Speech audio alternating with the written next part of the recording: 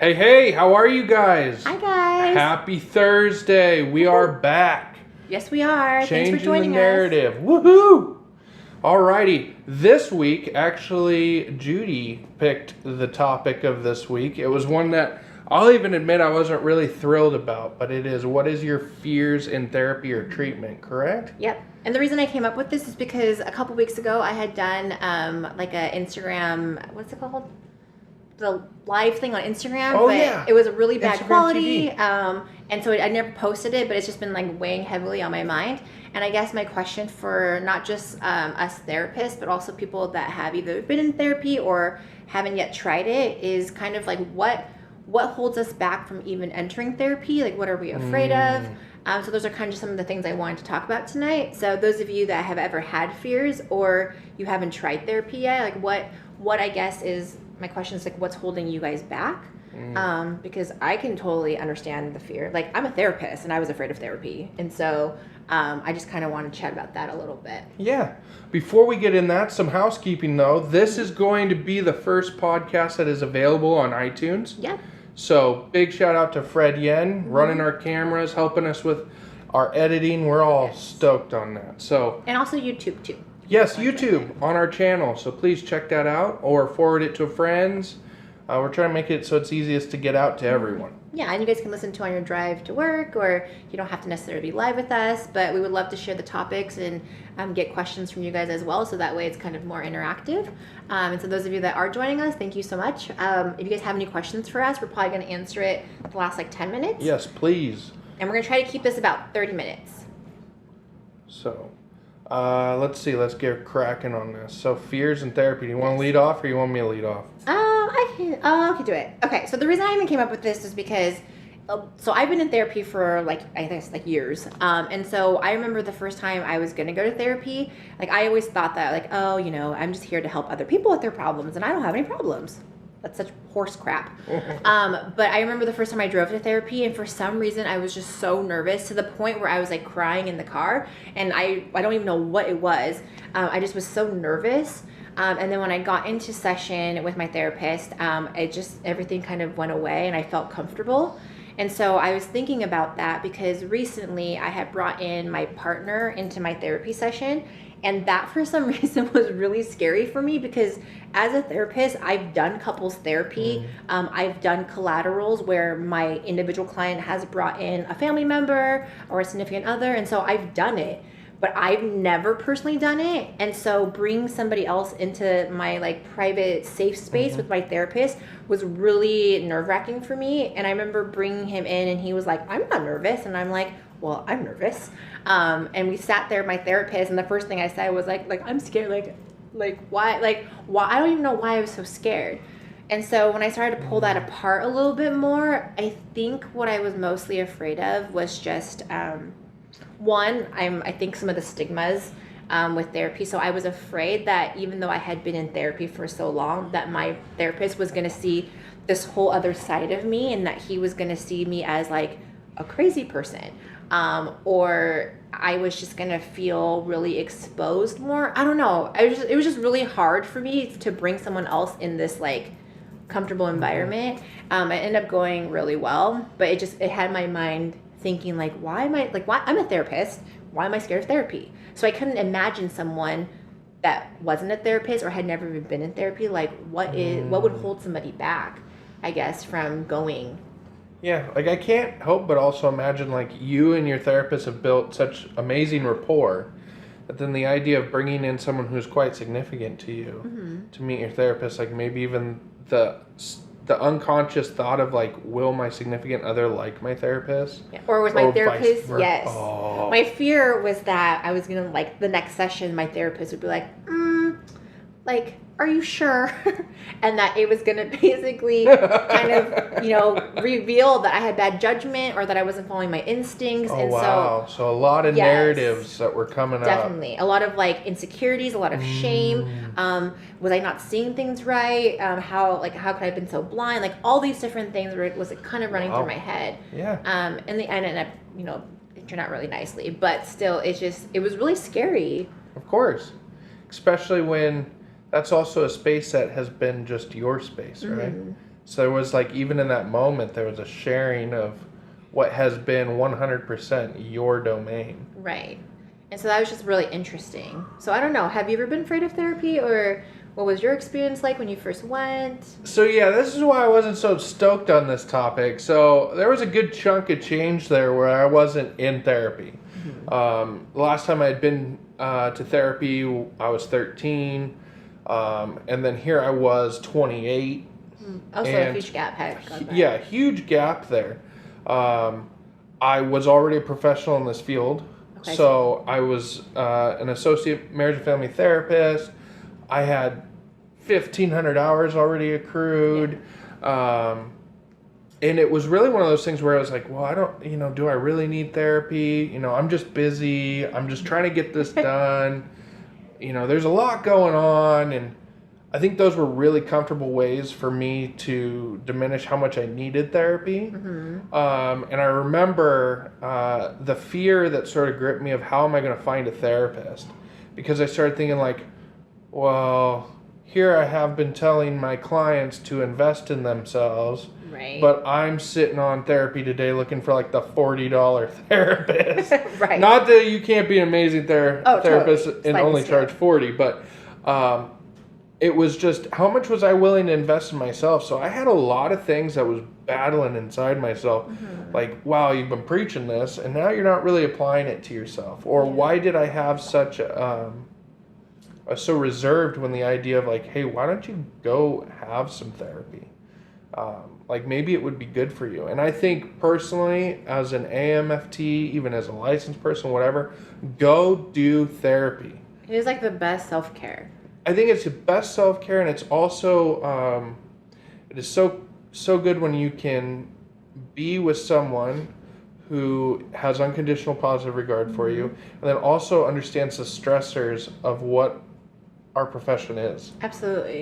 Especially when I shared that with my therapist and said, I am an AMFT, I'm going through it.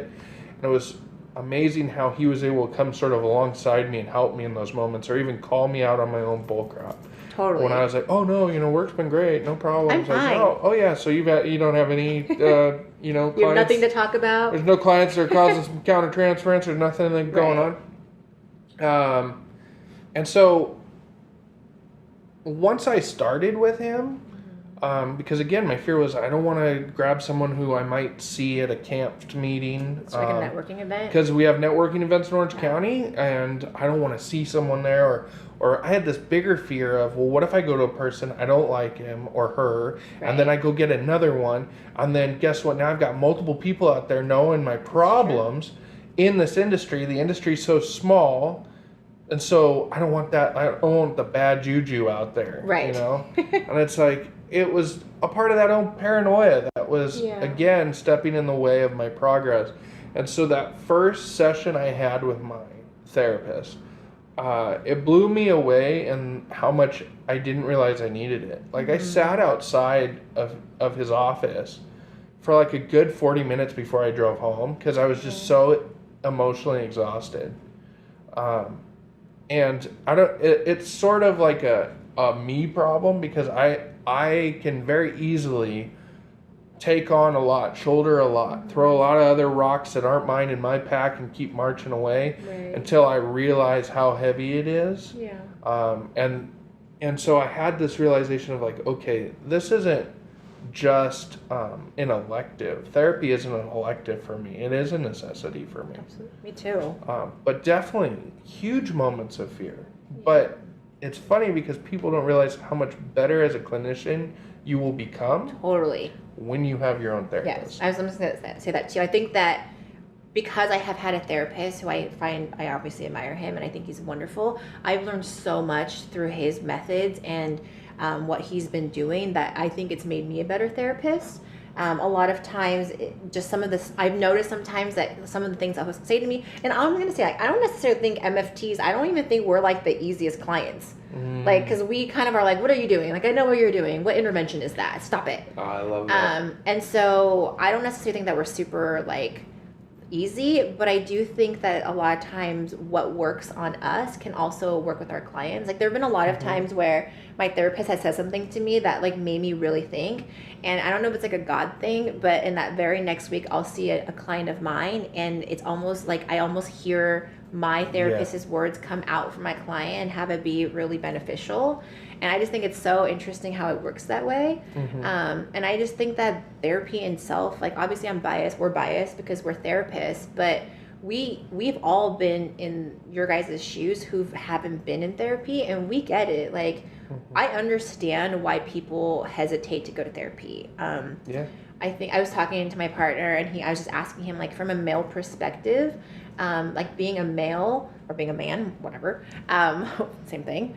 What do you think like might hold more men back from doing therapy than women?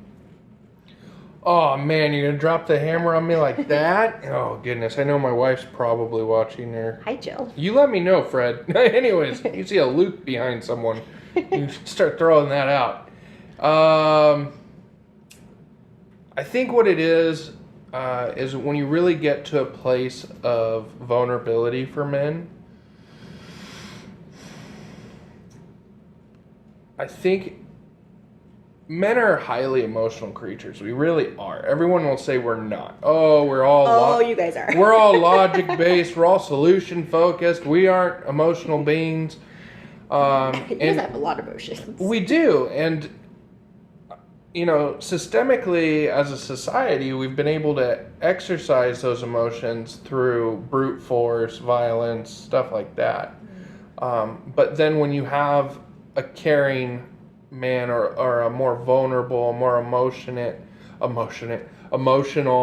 The other way I've heard is more nurturing, or even like a masculine maternal emotion. I think what happens is men aren't allowed to stay in that situation, right? Yeah. And you can notice this a lot, I guess, when you pay attention to your partner. Even my wife can pay attention to me, is like her and I can have some very deep conversations. And then even around, like, say our life group from church, we can have deep conversations. But then she's even called me out, hey, when you're around certain people or certain friends, you lose your whole nurturing side, your more emotional side. And I've tried to be more vigilant with that. And I think what hangs up a lot of men, especially in therapy, is because we're solution focused. When we hear criticism in that capacity, we hear that we have failed. Okay, we hear, I'm doing something wrong. I failed. I'm a screw up, whatever, in that capacity. And also, I think as a therapist to more men, that's sort of my little niche is men and adolescent issues. As more come in and we really start breaking this down, it's men haven't had safe places to process this vulnerability. Right. And that's the sad part. That's the part that I really think, like we have some colleagues, we have Jeff Ortiz, we have George Garcia, John Castro, really strong, dynamic male therapists. Yes.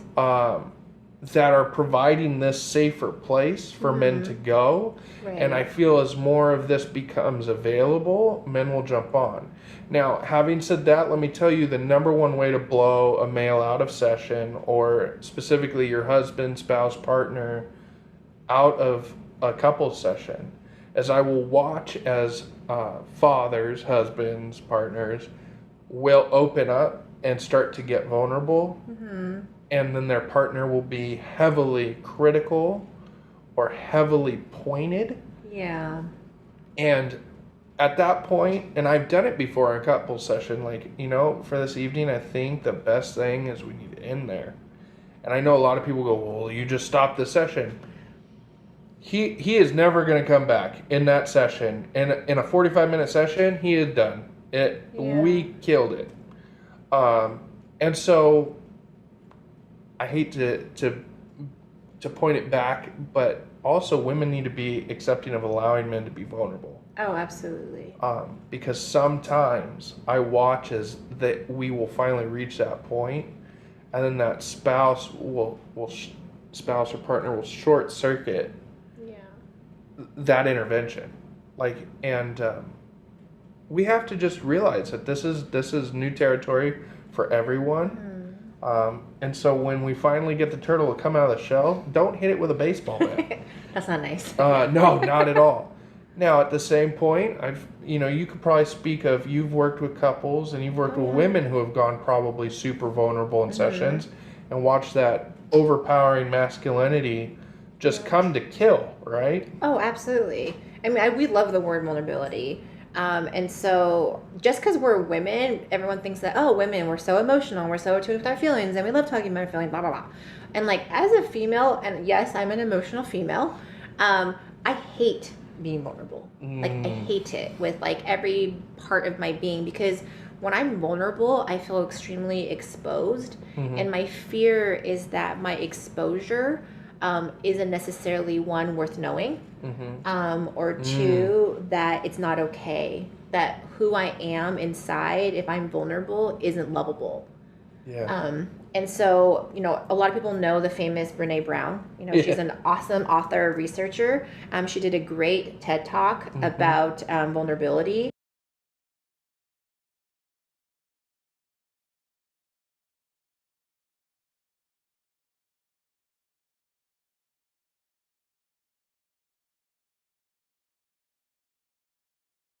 If you really knew like what's inside of here, like, are you sure it actually makes me beautiful, or does it actually make me ugly?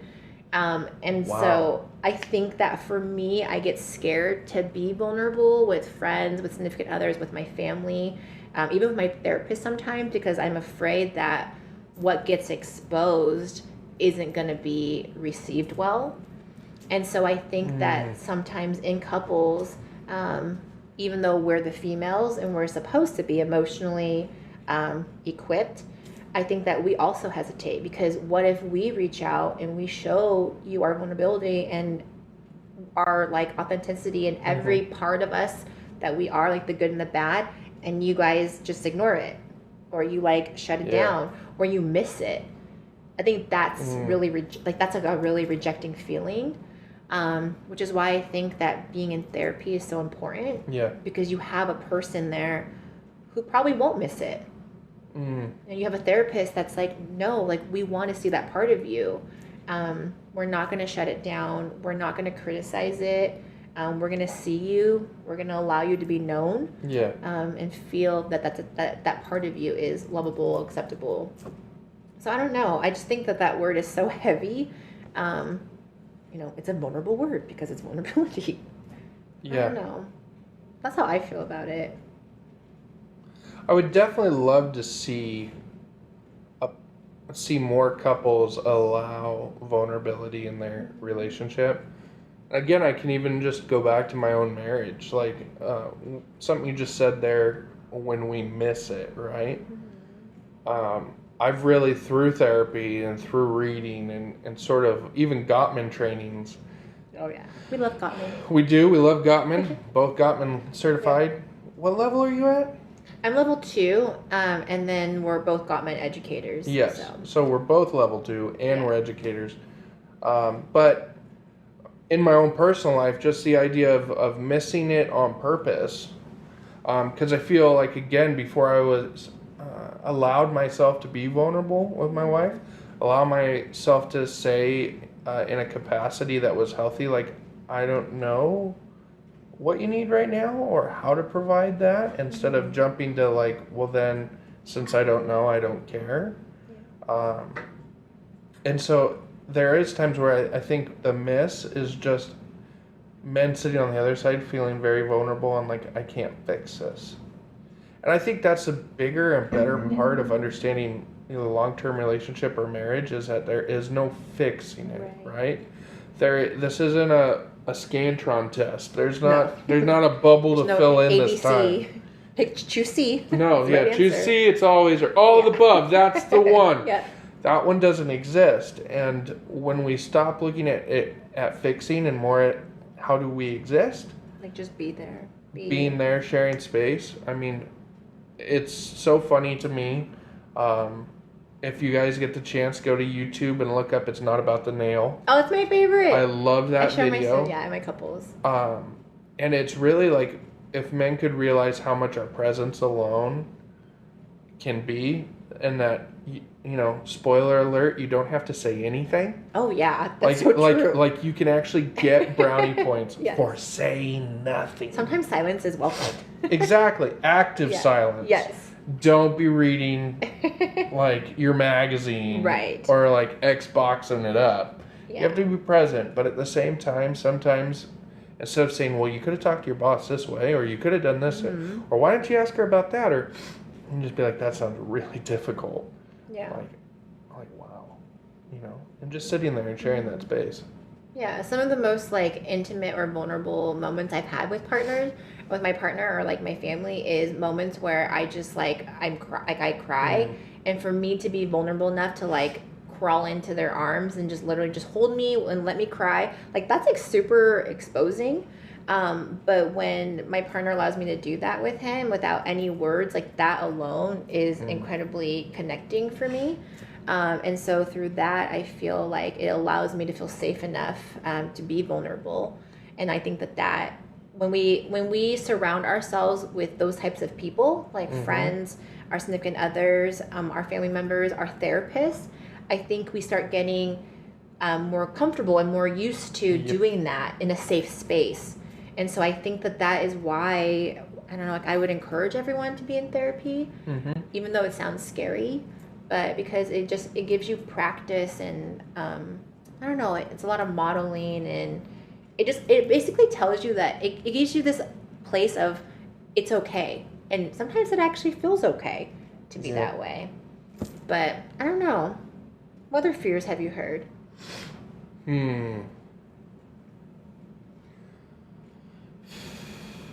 I think there is a fear, at least I've experienced it, not to sell out all the men, you know, keep the bro code. There's a fear of like I'm not fixable. Yeah. You know. That's true. Like I'm so broken. We're so broken, or there's I think with men, when we're thinking about it, we think that there's a heredity built in that like, I'm like my father, and my father was like his father, and it's just not going to change. This is what Luke's are. This is whatever it is. And so I think men are like, well, it's going to be the, you know, sorry, cuss alert. It's going to be the same shit I've already heard. Like that's what I think hangs a lot of guys up is, or better yet, why do I want to go to therapy when my wife, girlfriend, partner, whatever, says that I suck already? Do I need to pay someone to tell me the same thing? And that, I think, is the other crux of the whole thing, is people think that you go to therapy to be told what you are. Like, and I've had so many clients sit down and say, tell me what to do, what do you think? Yes. And it's like, spoiler alert, I'm not telling you what I think, because it doesn't matter. I am an objective observer with unconditional positive regard. It does not matter what I think. My life and my brain have been through different circumstances than you have. So my brain is not going to help you in this situation. No, it's their own narrative. It's their own narrative. What I can do is I can help you through that process. I can just bring up sort of like those neon lights that as a therapist we can see. Like, you might not see these, but this, and this is present in your life. Yes. What do you feel about that? Right. How's that working for you? And how do you think that impacts at all where you are in your journey in life, your status with relationships, whatever it is? Mm-hmm. And once people really go, oh wow, like that's therapy, it would suck, and I think I would never be worth the money if you just came to me for me to give you opinions. Oh, right. And again, have some value of yourself. You are worth so much more than people's opinions. Yes, absolutely. And you are the one that took the step to be brave to enter this space. So we're just going to be there to walk with you. You already have like the skills, everything that you need to be the person that you want to be. We're just this person that's going to be there with you. We're going to listen. We're going to give you unconditional positive regard. We're going to help guide you to where you want to go, but we're not going to write your story for you. You are the authors of your own story and your own narrative. And if you want someone to be there with you, like, we are going to be there with you. We're going to celebrate with you. We'll be with you when it's not so great. And so that's kind of why I think it's so important. I think that's a beautiful narrative, because what the therapist is the editor for you writing your own story. And by editing, we're not removing content. We're just making sure your voice is the one that's holding that pen. Exactly. Because there's so many times that the narratives that we have in our own heads were placed there not by ourselves. Right, exactly. Our inadequacies, our insecurities are not actually how we feel, it's how we've been told. Yep. Like, whose voice is the loudest in your head? Who does that voice belong to? Is it really your voice? Or is it some, sorry, no offense, a-hole voice in the past that told you that you weren't good enough? Like, whose voice is that? Yeah. And we want to make sure that your voice, ideally a positive one, becomes the loudest in your head. Because through that, you're able to have a story that's going to be amazing.